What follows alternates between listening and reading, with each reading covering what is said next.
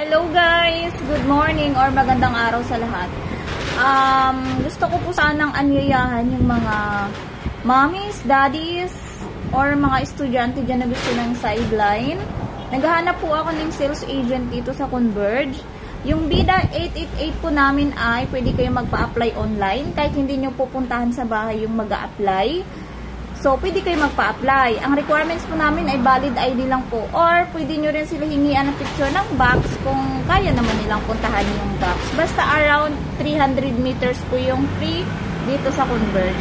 Mga mommies, daddies, or mga estudyante, baka gusto nyo ng sideline. Sakto po ito sa inyo. Weekly po yung bigayan ng commission namin kaya hindi kayo lugi. After 1 week, kikita kayo. Promise! Kung mayroong may mag-apply naman sa inyo ng FiberX na 1 to 50, 1.5 pataas, pwede nyo naman akong kontakin kung hindi nyo sila mapuntahan. Pag-usapan po natin ang share ng komisyon, syempre.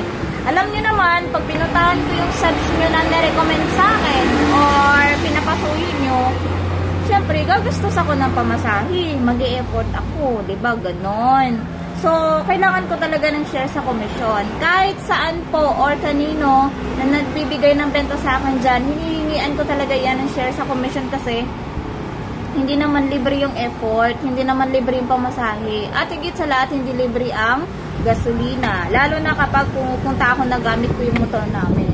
So, yun lang guys. Huwag niyong kalimutan.